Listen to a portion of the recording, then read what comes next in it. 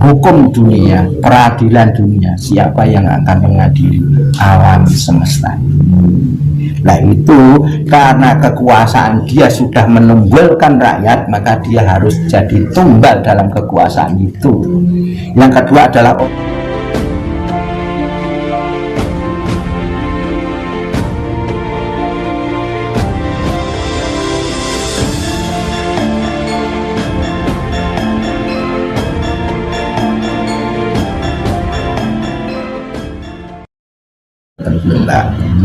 Terima kasih Gus. Kemudian apakah pasucan ini kan artinya membersihkan atau mensucikan? Nafsu ini termasuk gak Gus? Misalnya nafsu sufiah. Kemudian apakah poligami ini masuk ke dalam nafsu sufiah? Nafsu itu ada 4 anasir ya. Nafsu lawamah berhubungan dengan kekayaan, itu lawamah. Jangan nanti kalau tidak hati-hati termuncul rakus. Nafsu amarah berhubungan dengan kekuasaan, lama-lama kalau tidak hati-hati jadi tamak ya. Terus nanti supiah itu hubungannya dengan yang enak-enak seperti lain jenis ya, sukanya malas, itu kan juga supiah mbak.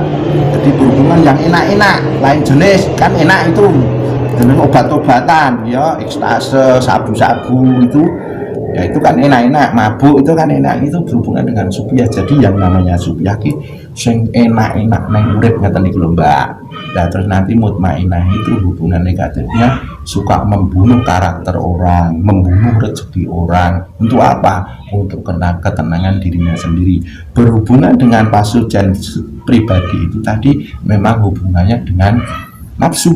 Makanya sempurnakanlah nafsumu.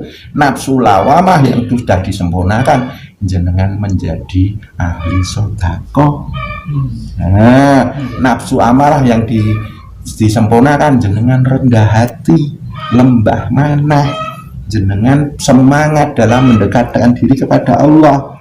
Terus namanya supiah yang berhubungan dengan nikmat-nikmat tadi ya, termasuk itu tadi poligami itu juga supiah. Nah supiahnya poligami itu kalau disempurnakan menjadi arif bijaksana ya, kudu adil lan bijaksana. Nah kalau tidak disempurnakan ya supiah ki maunya enak-enak terus, habis itu ganti lagi. Nah itu jadi nafsu supiah yang disempurnakan itu namanya arif bijaksana.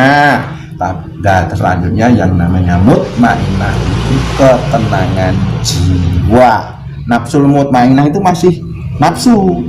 Nah yang sempurna adalah ketenangan jiwa. Jadi pedoman panjenengan nafsu lawamah ahli sedekah, nafsu amarah rendah hati, semangat dalam beragama, supiah arif bijaksana, mutmainah tenangnya jiwa. Itu efek dari pasujan agung tadi disertai dengan sedulur papat nafsu kuwi kudu disempurnakan juga seperti yang sudah saya jelaskan tadi. Insya Allah nanti ya hidup jenengan selain bisa membersihkan duriat dari keturunan ke atas jenengan ya, nenek moyang simbah yang panjenengan medun jenengan akan tersucikan. Nanti selanjutnya ya jenengan akan menggapai satu ketertataan hidup dan kehidupan panjenengan menuju yang lebih baik dan lebih baik lagi kayak gitu mbak. Itu saling berhubungan itu.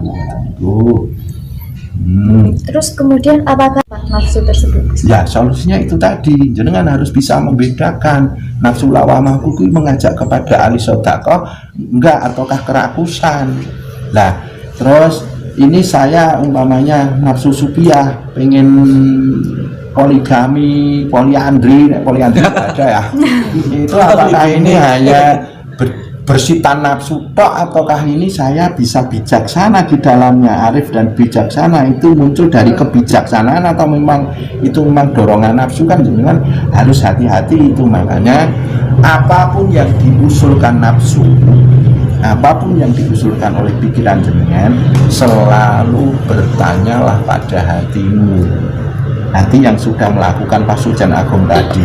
Apapun yang diusulkan oleh nafsumu, pikiranmu, tubuhmu, angan-anganmu, itu harus jenengan musyawarahkan dengan hatimu yang terdalam. Insya Allah jenengan tidak akan terjerumus pada istilahnya jebakan nafsu itu tadi. Apapun jenengan suka nggak suka, namanya lain jenis jenengan seneng atau nggak seneng, tanyalah pada hatimu yang terdalam. Itulah disebut hati nurani, hati yang sudah diterangkan oleh Nur Muhammad, oleh Nurullah. Seperti itu, Mbak.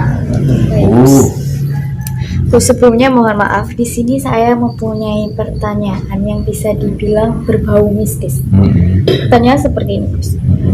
Apakah tanah Jawa ini memerlukan tumbal untuk menata kehidupan di tanah Jawa? Oh, urusan tanah Jawa mohon maaf, jangan hanya dipikirkan jadi tanahnya para suku Jawa ya, Jawa Barat, Jawa Tengah, Jawa Timur. Bukan. Tanah Jawa itu menyebar di seluruh dunia.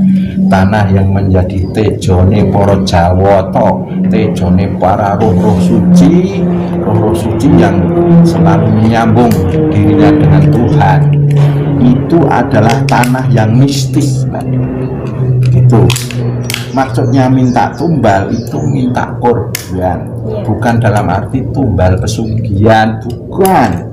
Ya wong arep njaluk sugih njaluk tumbal, bukan itu maksudnya. Ya mohon maaf, ini berhubungan dengan orang-orang pemimpin. Ketika pemimpin tidak adil, pemimpin semena-mena, mereka akan menumbalkan nasib-nasib rakyatnya. Nasib-nasib rakyatnya akan dikorbankan hanya untuk mengikuti kekuasaan sang pemimpin itu. Lama kelamaan kalau tidak diadili oleh contoh kepolisian dunia, hukum dunia, peradilan dunia, siapa yang akan mengadili? Alam semesta. Nah itu karena kekuasaan dia sudah menumbalkan rakyat, maka dia harus jadi tumbal dalam kekuasaan itu. Yang kedua adalah orang kaya. Ketika orang kaya itu dia semena-mena dengan orang lain, akhirnya mengorbankan kekayaan orang lain. Ketika polisi semesta ini sudah tidak mampu, pengadilan semesta dalam arti pengadilan negara-negara di semesta alam ini loh, negara Indonesia, Malaysia, Amerika, Eropa dan lain sebagainya, itu sudah tidak bisa mengadili karena pengadilan kan bisa dikong kali kong. Nah ini karena mereka hidup untuk kepentingan perutnya sendiri, ini mengorbankan dan menumbalkan orang lain, maka suatu saat ketika alam semesta itu turun titahnya, mereka harus ditumbalkan dalam titik kekayaan itu. Contohnya para koruptor, para pedagang-pedagang yang mengorbankan yang lainnya, mematikan rezeki orang lain, orang kaya yang nyerobot rezeki orang lain, mereka akan ditumbalkan dalam ranah itu. Seperti itu. Terus hubungannya dengan ilmu pengetahuan, para ahli ilmu, contohnya ulama, ahli agama, ilmu-ilmu teknologi di bumi ini ya, mereka menumbalkan orang lain, mengorbankan orang lain. Suatu saat kalau alam semesta turun, mereka lah akan ditumbalkan. Itulah yang disebut tumbal tanah Jawa. Itu bukan kok tumbal pesugihan monokai. Mereka akan ditumbalkan karena tingkah lakunya sendiri. Nah seperti itulah nanti akhirnya alam semesta menata keadaan ini dengan kehendak alam semesta itu sendiri, dengan izin Tuhan, dengan izin Allah. Makanya ketika alam semesta ini bumi ini dandan, ya mereka yang sudah merugikan banyak orang lain, menumbalkan banyak orang lain, itu harus menjadi tumbal jagat. Nanti supaya muncul yang namanya pencerahan baru. Loh, kok alam semesta dan bumi yang harus berjalan? Karena pengadilan manusia sudah tidak mampu, Mbak. Karena mereka sudah begitu kuat, uangnya begitu banyak, ya, saudaranya sudah terlalu banyak untuk mengalahkan mereka. Dengan pengadilan manusia sudah tidak mampu. dan lama-lama yang kaya makin kaya, yang kuasa makin kuasa, ya, yang punya pengaruh masih semakin punya pengaruh. Nah, orang yang miskin tambah miskin, yang dikuasai masih makin terjajah, yang tidak punya ilmu makin dibodohi, ditipu sana sini, mereka digelapkan hidupnya.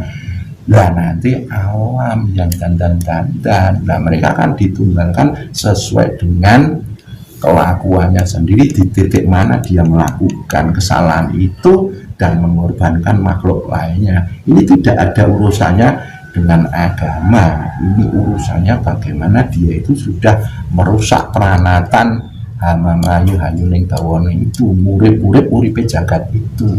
Jadi kalau sudah kayak gini, udah nggak pandang bulu, entah dia kaya, entah dia punya kuasa, entah dia punya pengaruh besar, entah dia agamanya apa, alam semesta akan turun membawa timbangan. Itulah yang disebut Ratu Adil. Ratu Adil ini menguasai bumi, Popo Angkoso rajanya semesta ini akan turun bersatu untuk melakukan satu perbaikan semesta. Seperti itu. Karena apa? Pengadilan manusia sudah tidak mampu untuk menyentuh mereka. Seperti itu. Khalifah itu manusia. Kalau manusia tidak mampu, alam semesta itulah yang berbicara. Itulah disebut tumbal jagat. Nah, jadi tidak seperti tumbal-tumbal pesugihan itu ya, nanti tidak salah kaprah. Gitu.